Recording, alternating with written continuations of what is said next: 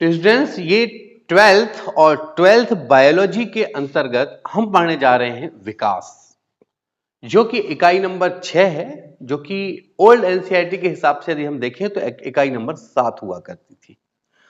अब एनसीईआरटी में जो कि टोटल लेसन होते थे उसमें से 3 लेसन को इसने रिमूव कर दिया और कुछ कुछ लेसन ऐसे हैं जिसमें अंदर के कुछ पॉइंट्स को रिमूव किया है।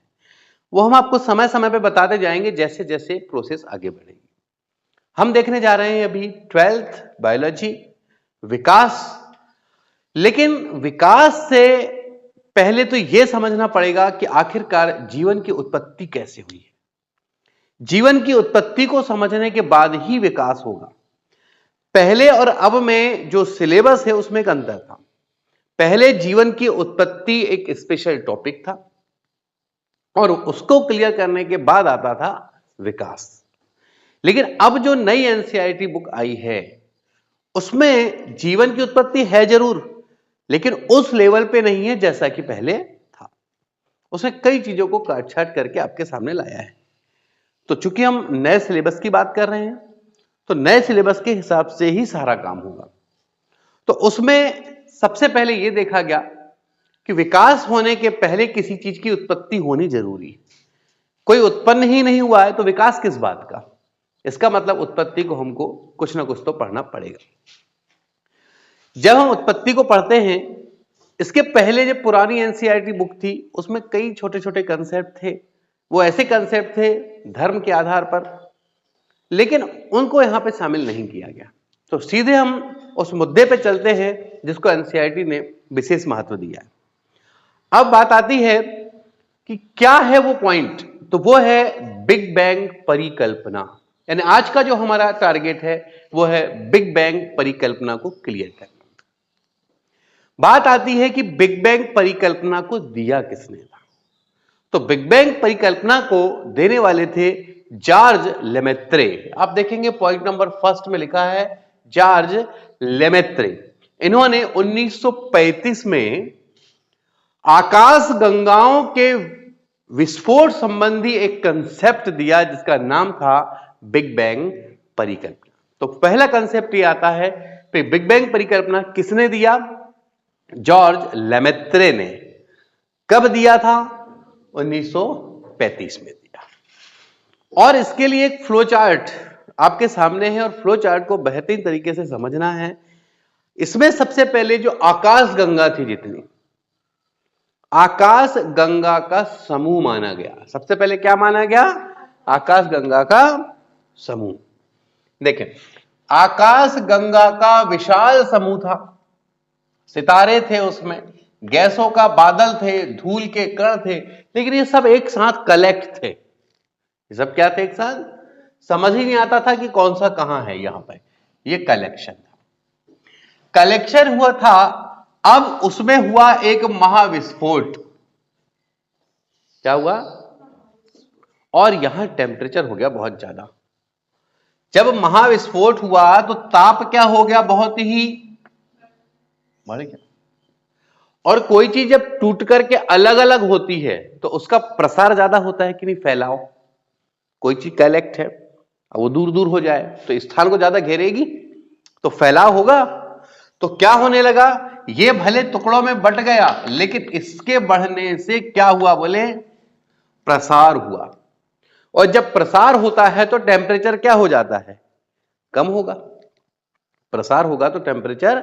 एक बात को समझें कि इसे कोयले का एक छोटा सा, जैसे हम लोग ठंडियों में सेकते हैं ना कोयले का एक ढिग बना, वो अगर गर्म है उसको किसी लकड़ी से ऐसे अलग अलग कर दो थोड़ा सा, तो क्या वही टेम्परेचर देगा? वो दूर दूर होने के बाद टेम्परेचर क्या हो जाएगा? कम होगा ना। तो बिल्कुल वैसे ही जैसे यहां पर कोयलों का एक ढेर रखा हुआ है और ये इसमें आग लगी हुई है, ये एक साथ मिलकर के टेम्परेचर ज्यादा देगा। लेकिन इसको बिखार दो, आप ऐसे बिखरा दो, तो क्या वही टेम्परेचर दे पाएगा? नहीं। तो प्रसार होने से टेम्परेचर क्या हुआ? तब ताप क्या होने लगा प्रसार होने से? और जब टेम्परेचर कम होने लगता है तो पदार्थ फिर से जुड़ने लगते हैं। पदार्थ फिर से उसको हम कहते हैं यहां पे संघनित होना। क्या कहते हैं? अच्छा, संघनित होना का मतलब एक दूसरे से कंडेंस हो रहे हैं। ठीक, तो अब वो पदार्थ संघनित होने लगे, और संघनित होने से फिर से कोई बड़ा टुकड़ा, कोई छोटा, कोई कैसा टुकड़ा बना। तब यह देखा गया कि आकाश गंगा में एक विशेष आकाश गंगा जिसका नाम था मिल्की वे, जिसका नाम क्या था? मिल्की वे। इस आकाश गंगा से रूप बदला और वो बदला, और जो आज ग्रह बना, और वो ग्रह कहलाया हमारी पृथ्वी। ऐसा माना जाता है पृथ्वी। और उस समय सबसे ज्यादा मात्रा में था हाइड्रोजन और कौन? हीलियम।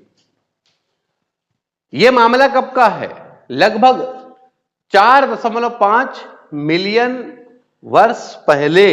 यह लिखा है, देखिए, 4.5 बिलियन ईयर एगो। ठीक, ये डेट याद रखना है। अब बात आती है, अब क्या था उस समय? H2O, अमोनिया, ये सब। लेकिन कैसी अवस्था में था ये सब? अभी गर्म अवस्था में और गैस अवस्था। ये माध्यम कैसा कहलाया? और अपचायक माध्यम जीवन जीने के अनुकूल बिल्कुल नहीं होता है। तो जीवन जीने के लिए अनुकूल कहीं से कहीं तक नहीं था, बिल्कुल अयोग्य। लेकिन फिर भी हम उन कारणों को आपके सामने रखना चाहेंगे स्टेप टू स्टेप, जिसकी वजह से जीवन संभव नहीं था। क्या ऐसी वजह थी उस समय? तो सबसे पहली वजह थी कि अल्ट्रावायलेट किरणें बहुत ज्यादा थी। अब अल्ट्रावायलेट किरणें अगर बहुत ज्यादा होंगी तो फिर जीवन यापन कैसे संभव होगा? आज की डेट में क्यों नहीं है? क्योंकि ओजोन लेयर है। ओजोन लेयर अल्ट्रावायलेट किरणों को अवशोषित कर ले रही है, जिससे कि यहां तक नहीं पहुंच पा रही। अब बात समझना है, एक कारण। दूसरा, वायुमंडल था ही नहीं। बोलेंगे सर गैसें तो थी। अरे गैस नहीं है ये, उसकी बोलना चाहिए कि गैस अवस्था थी ये, जैसे पानी था। तो पर पानी कौन सा अवस्था में था? भाप के रूप में था। CO2 यहां था नहीं, O2 अब तक के था नहीं, तो वायुमंडल था ही नहीं, तो फिर जीवन यापन कैसे होता? और टेम्परेचर बहुत ही ज्यादा था। और उस समय टेम्परेचर कितना था? लेकिन उस समय 800 अंश सेल्सियस। तो कोई पूछ ले कि बिग बैंग परिकल्पना में 3 ऐसे कारण दीजिए जिससे कि उसमें जीवन यापन संभव नहीं था। तो पहले अल्ट्रावायलेट किरणें का ज्यादा होना, वायुमंडल का ना होना, और उच्चता। ये 3 ऐसे रीजन थे जिसकी वजह से जीवन संभव हो ही नहीं पा रहा था। अब देखना यह है कि आखिर ऐसा क्या हुआ कि वास्तव में आज हम अपना जीवन जी रहे? तो कुछ वजह रही होंगी। तब यह देखा गया, तो लिखा है यहां देखो, आखिरकार क्या हुआ? एक क्वेश्चन मार्क जन्म लेता है। यहां पर हुआ यह कि टेम्परेचर था ही, हुआ यह कि अल्ट्रावायलेट किरणें, ये कैसी किरणें थी?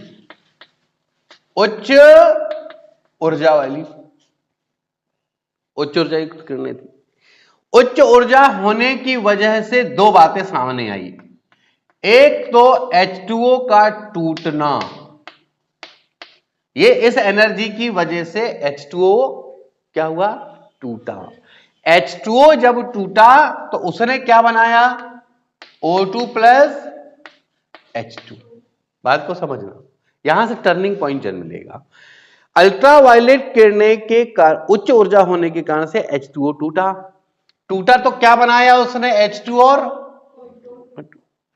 ठीक। और टेम्परेचर कम क्यों हो रहा था धीरे धीरे? पता है, जो H2O है ना, भाप अवस्था में थी, वो भाप लिक्विड में बदलता था, फिर वो भाप, फिर लिक्विड में, फिर भाप। और कोई वर्क जब लगातार ऐसा होता रहेगा तो उसमें एनर्जी का लॉस होगा कि नहीं?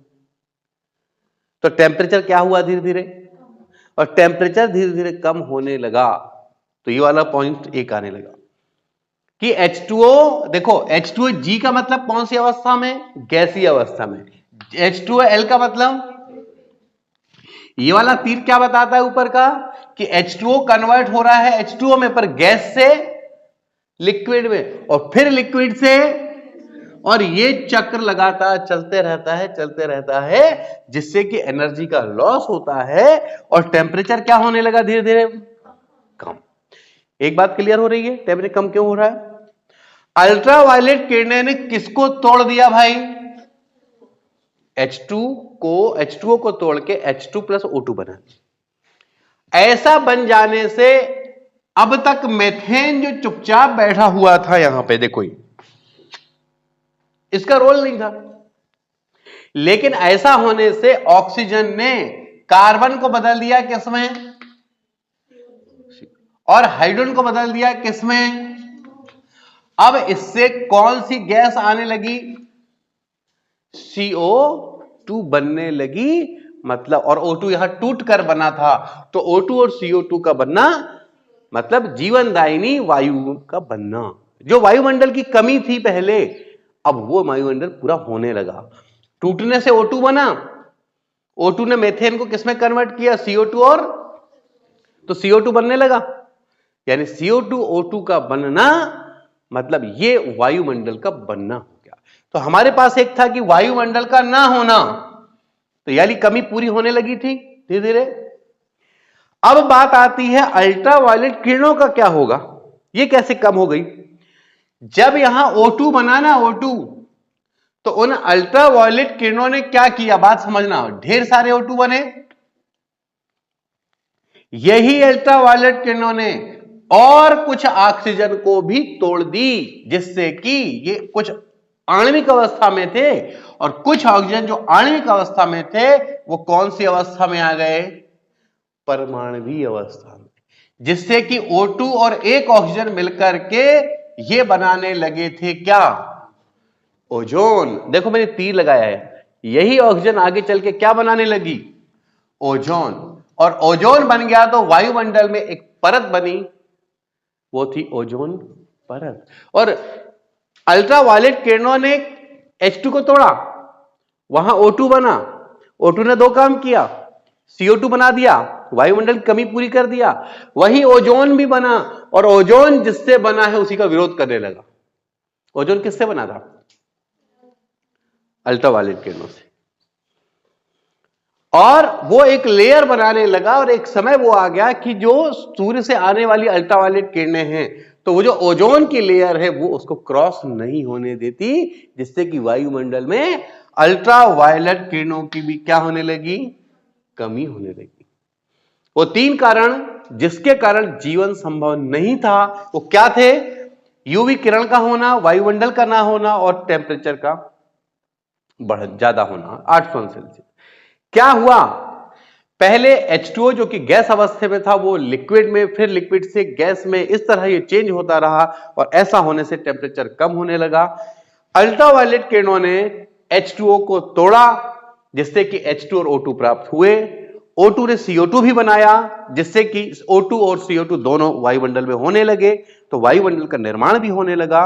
और ओजोन का बनना एक अलग टाइम था, तो ओजोन के बनने से ओजोन का एक लेयर बना, और ओजोन लेयर बनने से अल्ट्रावायलेट किरणें को वो नीचे नहीं आने देता था, जिससे कि ये तीन कारण क्लियर होते हैं। देखें, ओजोन परत आया तो किसको रोका इसने? पूरी चीजें क्लियर हो गई। ऐसा होने में जैसे कि ये स्टार्ट जब हुआ था तो ऐसा माना गया 4.5 बिलियन ईयर्स इस समय की बात है।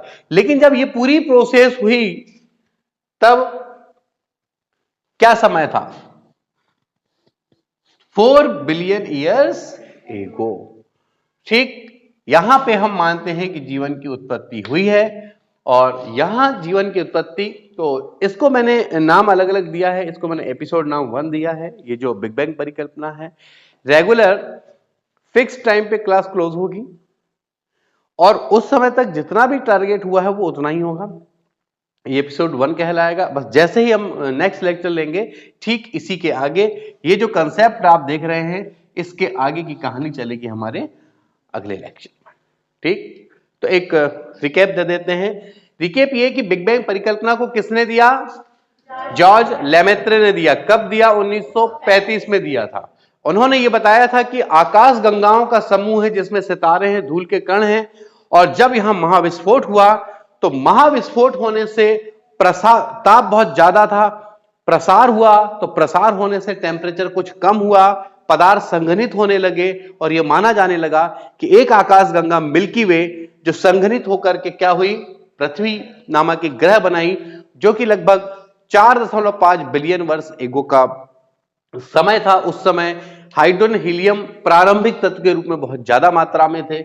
बाद में ये देखा गया कि H2O, अमोनिया और मेथेन थे, लेकिन ये इतने ज्यादा गर्म थे कि ये सारे गैसीय अवस्था में हुआ करते थे। पर जैसे जैसे ये अपचायक थे, जीवन जीने के अयोग्य कंडीशन थी, और वो कंडीशन थी अल्ट्रावायलेट किरणों का होना, टेम्परेचर का बहुत ज्यादा होना 800 सेल्सियस, और वायुमंडल का ना होना। लेकिन जैसे जैसे H2O गैस अवस्था से द्रव में और द्रव से गैस में बदलने लगा, धीरे धीरे टेम्परेचर कम होने लगा। अल्ट्रावायलेट किरणों ने H2O को तोड़ा और तोड़ करके बनाया H2 और O2, और O2 मेथेन को कन्वर्ट कर देता है CO2 में, जिससे कि वायुमंडल में O2 CO2 का भी जन्म हो चुका था। अर्थात जीवन जीने के लिए जो वायुमंडल चाहिए था वो संभव हो पाया। उसके बाद एक टर्निंग पॉइंट आया जब ऑक्सीजन ने ओजोन का निर्माण किया अल्ट्रावायलेट किरणों की सहायता से। जब इन्होंने ओजोन का निर्माण किया तो एक ओजोन लेयर बनी, और ये ओजोन लेयर हमारे लिए रक्षक साबित हुई, और ये अल्ट्रावायलेट किरणों को आने से रोकने लगी। और ऐसा होने में जो समय आया वो 4 बिलियन ईयर्स एगो हुआ। इतने समय में ये सारी परिस्थितियां बदली और जीवन जीने के योग्य हुआ, और फिर हुई जीवन की उत्पत्ति। और अगला देखेंगे हम इसके नेक्स्ट एपिसोड में।